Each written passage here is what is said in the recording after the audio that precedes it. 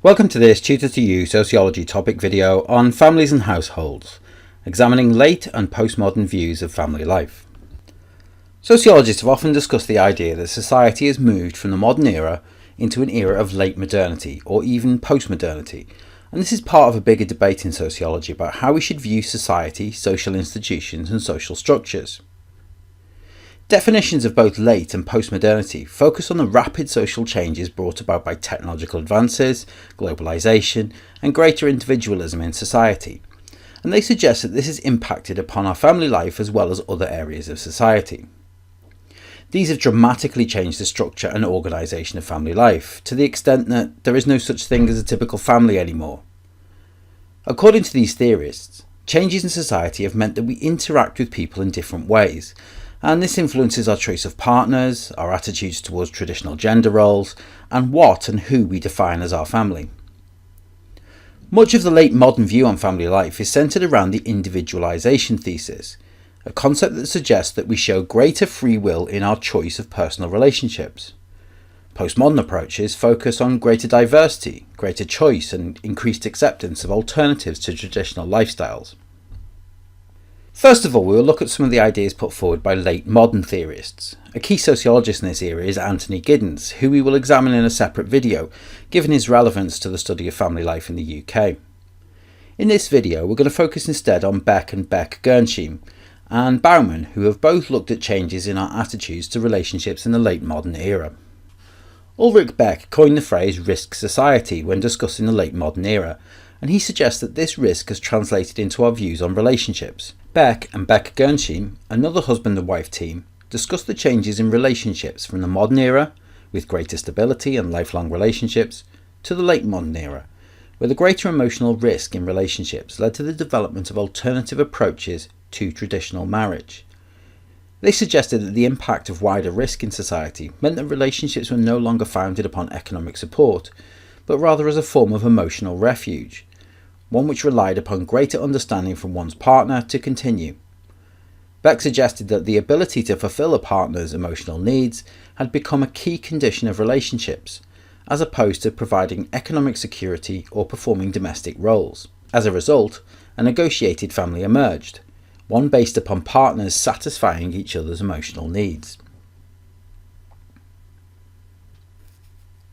Bauman proposed that society had entered a second modernity rather than postmodernity, and described the era as being more liquid than the previous era, able to change and adapt rather than being sturdy and stable. Bauman suggested this extended to personal relationships as well. Love in the second modernity was fragile and based upon consumer transactions, that is, what one person can obtain from being in a relationship against what they give away. Bauman referred to this as liquid love. As individuals had a greater focus on the self, this led to connections rather than relationships, based upon satisfying needs rather than developing stability. This led to greater insecurity in maintaining relationships and a growing preference for flexible relationships over commitment. According to Bauman, this becomes the source of anxiety within connections, over whether to prioritise freedom of flexible relationships or the security of a committed one. This can be seen to have an impact on the increase in the number of divorces and the increase in the rate of remarriages, and it can also be linked to Giddens' ideas of serial monogamy and pure love. Critics of the individualisation thesis have suggested that people may not have the ability to show free will in choosing their relationships because of the social connections that they have with in-laws, and they may worry about the impacts of upsetting family and their children by leaving a partner. These theories suggest that structures of family networks will have a greater influence on our relationship decisions than our perceived free will, and people will be bound by economic necessity or fear of what people may think or say. It can also be argued that concepts such as individualisation thesis may be applicable to those with less social ties than others, or that the influence of family is stronger for some individuals than others. Critics suggest that in some social classes, modernist traditions still remain, with closer bonds and more collectivist ideas than other social classes, and this will influence their decision making. One of the features of postmodernity is the increased globalisation of society, which includes global migration patterns, and this has impacted on the types of family that are present in the UK in contemporary society.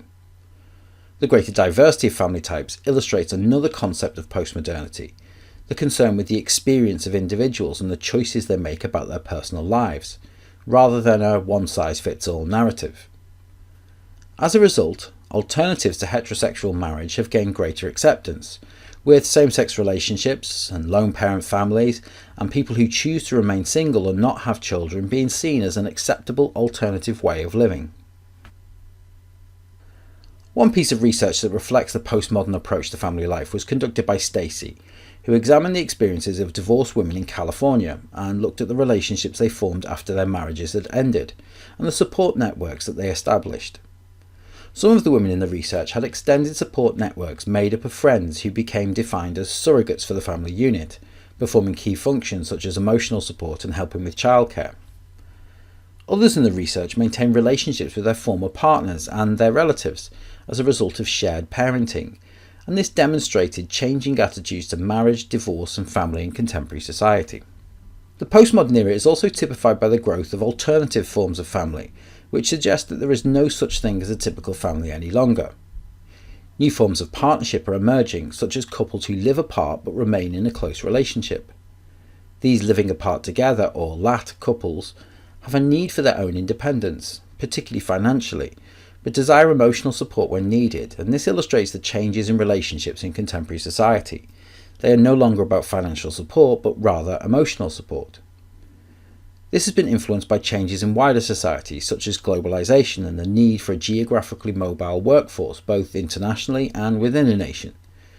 However, these relationships may still continue due to the increase in technology and cheaper air travel, meaning it's quite feasible for LATs to communicate over long distances. Critics of postmodern views suggest that they often focus too much on the exceptional cases in society, rather than the more typical family types. For example, Stacey's research was based on women in an affluent area of California, Silicon Valley, that was not particularly representative of everyday life for women. A second criticism comes from Chester, who argues that the structure of the family has remained largely the same. 2 adults and their children is a traditional structure, but this can encompass a range of different family types, from cohabiting adults with their children to same-sex parents and reconstituted families. The structure of the family unit is similar, even if the organisation of roles within the family changes. And a final criticism of postmodernity is that it is often concerned with variations of the choices that people make, but it doesn't consider the structural forces that motivate those choices, such as their upbringing, the media, and their religion. That concludes this Tutor to You Sociology topic video on families and households, looking at late and postmodern views of the family. Thanks for watching.